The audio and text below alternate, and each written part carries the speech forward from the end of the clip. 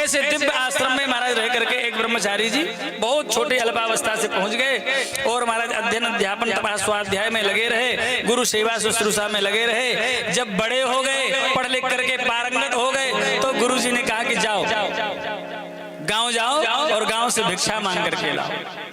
ठीक है गुरुजी, जो आ गया। अब भिक्षा मांगने के लिए गांव में गए, हट्टे कट्टे ब्रह्मचारी को बढ़िया तगड़े।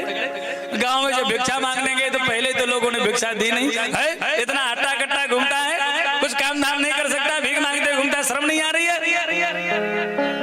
जैसे तैसे महाराज दिन भर बेचारे भटके पूरे गांव भर में, तब 2-4 घरों से महाराज जैसे तैसे कुछ मिला। शाम हो गई महाराज, भटकते भटकते शाम को देखा कि गांव में एक जगह बड़ी तेजी से ढम ढमा ढम ढोल बज रहे हैं और लोग बाग नाच रहे गा रहे हैं, आज मेरे यार की शादी है।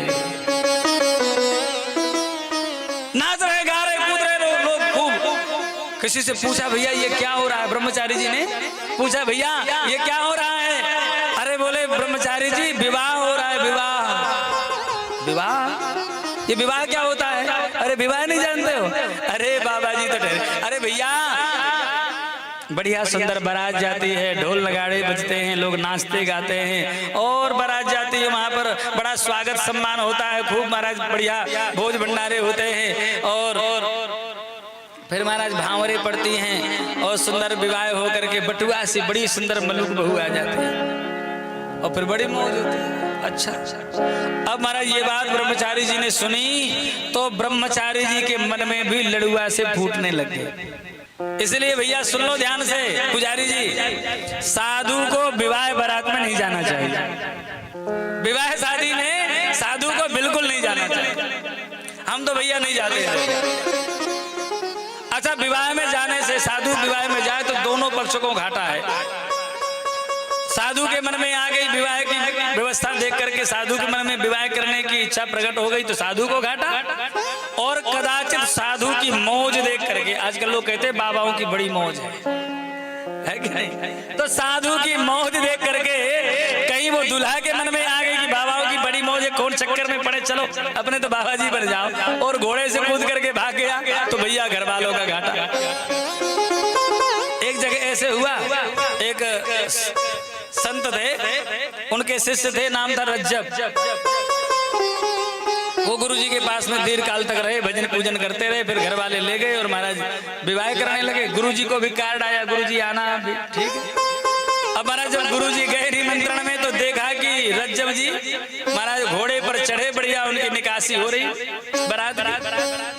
तो तत्काल महात्मा जी ने एक दोहा बोला, रज्जब तय गज्जब किया। अरे रज्जब तय गज्जब किया, बांधी सिर पर मोर, आया था हरि भजन को, किया नरक में ठोर। रज्जब जी कूदे घोड़ा से, भागे जंगल को, हो गई शादी। इसलिए भैया साधु को विवाह बारात में ना तो बुलाओ और ना साधु जाए। बाद में विवाह हो जाए ना, तब बाद में महाराज बेटा बहू को लिवा जाओ, गुरु जी से आशीर्वाद दिला रहा हूं, यहाँ तक ठीक। महाराज ब्रह्मचारी जी के मन में भी लड़ुआ से फूटने लगे और विचार किया। महाराज मन में सोचने लगे, विवाह होता है, बारात जाती है, बहू आती है, बच्चे होते हैं, बड़ी मौज होती है, ऐसे मन में वो भी महाराज सोचने लगे। सोचते सोचते गांव से बाहर एक कुआं था, जाकर के थके तो थे ही, कुआं में जाकर के बैठ गए। थोड़ी सी चबूतरा जैसा कुआं के बाहर बना था, वहीं पर वहीं जाकर के बैठ गए। बैठे तो लेट गए तो थके तो थे ही, सो गए। सोते ही स्वप्न देखने लगे। अब स्वप्न क्या था? वही विवाह वाला, हमारी भी बारात जा रही है। आहा, खूब ढमढमाढम ढोल बज रहे हैं, खूब लोग नाच रहे हैं, आज मेरी यार की शादी है, मेरी यार की शादी, खूब लोग नाच रहे हैं। नाचते कूदते बढ़िया बारात गई और महाराज खूब बढ़िया सुंदर बटुआ से बहू आ गई, पत्नी आ गई। अब पत्नी ने कहा कि थोड़ी सी खिसको, हमें भी लेट रहा है। तो ब्रह्मचारी जी थोड़ी सी खिसक गए, कुआं किनारे तो सो ही रहे थे, खिसक गए। फिर थोड़ी देर के बाद देखते हैं कि एक बेटा हो गया।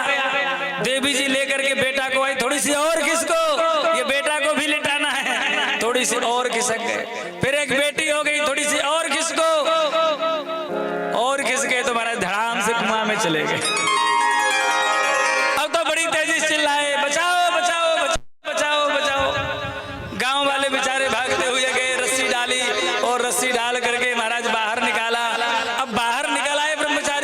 चिल्ला रहे थे, बचाओ बचाओ बचाओ बचाओ। गांव वालों ने कहा भैया अब तो बाहर निकल आए, अब क्यों चिल्ला रहे हो बचाओ?